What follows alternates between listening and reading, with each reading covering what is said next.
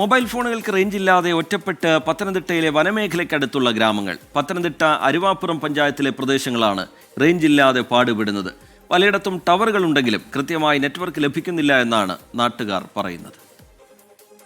Roman സിനിമയിൽ ഫോണിനെ ആകാശം കാണിച്ച റേഞ്ച് പിടിക്കുന്ന ലാലു അലക്സിനെ ഓർമ്മയില്ലേ? അതേ പ്രശ്നങ്ങൾ ജീവിതത്തിൽ അനുഭവിക്കുന്ന കുറച്ച് മനുഷ്യരുണ്ട് ഇവിടെ.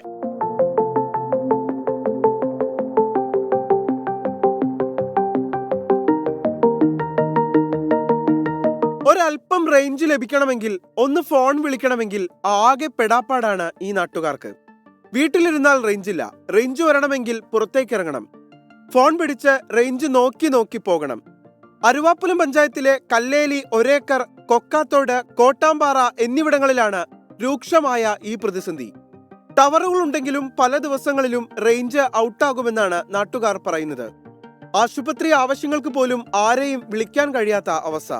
ഇവിടെ കഴിഞ്ഞ 6 മാസമായി ഒരു ഫോണിനും ഇവിടെ റേഞ്ച് കാണിക്കുന്നില്ല.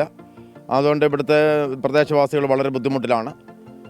ഇവിടെ കാട്ടുമൃഗങ്ങളുടെ ശല്യം രൂക്ഷമായിട്ടുള്ളതാണ്. അതുപോലെ പ്രധാനപ്പെട്ട എന്തെങ്കിലും ഒരു ആശുപത്രി കേസ് കേട്ടോ വല്ലതും വന്നു കഴിഞ്ഞാൽ വിളിക്കാൻ വലിയ ബുദ്ധിമുട്ടാണ്. മഴയൊക്കെ ആയതിനാൽ എന്തെങ്കിലും അല്പമെങ്കിലും റേഞ്ച് കിട്ടണമെങ്കിൽ കല്ലേലിക്കടവ് പാലത്തിൽ വന്ന് റേഞ്ച് പിടിച്ചിട്ട് വേണം വിളിക്കാൻ. കല്ലേലി പാലത്തിനു മുകളിലും മറ്റുയർന്ന പ്രദേശങ്ങളിലും എത്തിയാൽ മാത്രമാണ് മുറിഞ്ഞാണെങ്കിലും ഒന്ന് സംസാരിക്കാനാവുക. സാധാരണക്കാരെ പലപ്പോഴും ഫോൺ വിളിക്കാൻ സഹായിക്കുന്ന BSNL പോലും തങ്ങളെ തുണയ്ക്കുന്നില്ല എന്നാണ് നാട്ടുകാർ പരിഭവം പറയുന്നത്. ഇവിടെ റേഞ്ച് എന്ന് പറയുന്ന സാധനം ഞങ്ങളുടെ ഭാഗത്തില്ല. കാരണം ഇത് മലയേറിയ പൊക്കാത്തോട്ട് വനമേഖലയിൽ താമസിക്കുന്ന ആൾക്കാരാണ് ഞങ്ങൾ. കാരണം വലിയ പാലം കഴിഞ്ഞ് കഴിഞ്ഞാൽ പിന്നെ ഒരു 40 വീട് വനത്തിനുള്ളിലായിട്ട് താമസിക്കുന്ന ഏരിയ. ഏത് സമയം വന്യമൃഗങ്ങളുടെ ആക്രമണം ഉണ്ടാകുന്ന ഭാഗമാണ്. എന്തെങ്കിലും വിളിച്ച് പറഞ്ഞാൽ തന്നെ ഞങ്ങൾ കിലോമീറ്ററോളം ഒന്നി പാലത്തെ വരണം, അല്ലെങ്കിൽ മുറിപ്പ് കയറണം, പാറയുടെ മണ്ട കയറി, അല്ലെങ്കിൽ ഇവിടെ പുറം ലോകമായിട്ട് ബന്ധപ്പെടാനുള്ള സാധ്യതയുള്ളൂ. അതുകൊണ്ട് ദയവേദി നിങ്ങൾ എല്ലാവരും സഹകരിച്ച് ഇവിടെ റേഞ്ച് തരാനുള്ള മാർഗ്ഗങ്ങൾ ഗവൺമെന്റ് അധികാരികളെ ശ്രദ്ധപ്പെടുത്തണമെന്ന് അപേക്ഷിക്കുകയാണ്. വന്യമൃഗശല്യമടക്കം രൂക്ഷമായ പ്രദേശത്ത് അധികൃതർ ഇടപെട്ട് ഒരു സഹായത്തിന് ഫോൺ വിളിക്കാനുള്ള നെറ്റ്വർക്ക് സൗകര്യമെങ്കിലും ഒരുക്കി നൽകണമെന്നാണ് നാട്ടുകാരുടെ ആവശ്യം. കാടാണ്, മലയോര മേഖലയാണ്. പക്ഷേ എന്തിനും മൊബൈൽ ഫോണുകൾ ആശ്രയിക്കുന്ന ഇക്കാലത്ത് ഈ നാട്ടുകാർക്ക് മെച്ചപ്പെട്ട നെറ്റ്വർക്ക് സൗകര്യം ഒരുക്കി നൽകേണ്ട ഉത്തരവാദിത്വം ബന്ധപ്പെട്ട അധികാരികൾക്കുണ്ട്. അവരുടെ ഭാഗത്തു നിന്ന് അതിനുള്ള നടപടികൾ ഉണ്ടാകണം. ഒപ്പം തന്നെ മൊബൈൽ കമ്പനികളും ഈ നാട്ടുകാരെ പരിഗണിക്കണം. അനു ഇളകൊള്ളൂരിനും ക്യാമറമാൻ സഞ്ജയ് ഇക്ബാലിനുമൊപ്പം AV ജയശങ്കർ, 24 പത്തനംതിട്ട. പൊതുജനം കഴുതയല്ല സാർ. മൊബൈൽ ഫോണൊക്കെ നമ്മുടെ നിത്യജീവിതത്തിൻ്റെ ഒഴിച്ചുകൂടാനാവാത്ത ഘടകങ്ങളായി മാറിക്കൊണ്ടിരിക്കുന്ന ഒരു കാലമാണ്. ആശുപത്രി ആവശ്യങ്ങൾക്ക് പോലും ആരെയും വിളിക്കാൻ കഴിയാത്ത അവസ്ഥയാണുള്ളതെന്ന് അവിടെയുള്ള പ്രദേശവാസികൾ പറയുന്നു. ടവർ ഉണ്ടെങ്കിലും അതിൻ്റെ ഉപയോഗം ലഭിക്കുന്നില്ല എന്നാണ് നാട്ടുകാരുടെ പരാതി. ചില പ്രതികരണങ്ങൾ കൂടി ലഭ്യമാകുന്നു അതിലേക്ക്. 7 മാസത്തിൽ കൂടുതലായി ഒരു നെറ്റ്വർക്കും കവറേജ് ഇല്ല.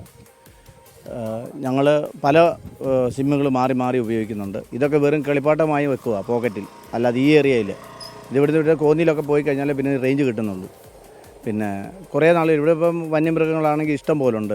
കടുവയും പുലിയും ചെന്നായും ആനയും എല്ലാം ഉള്ള ഏത് സമയത്തായിരുന്നു ഒരാളെ വെളിയിലോട്ടൊന്ന് വിളിച്ചറിയിക്കണമെന്നുണ്ടെങ്കിൽ വളരെ ബന്ധപ്പെട്ട പാറയുടെ മുകളിലോ അല്ലെങ്കിൽ ഏതെങ്കിലും ഉയർന്ന സ്ഥലങ്ങളിലേക്ക് പോയി ഇന്ന് സംസാരിക്കേണ്ട ഒരു ഗതികേടിലേക്ക് വന്നിരിക്കുകയാണ് വയക്കര നിവാസികളും കൊക്കോത്താട് നിവാസികളും.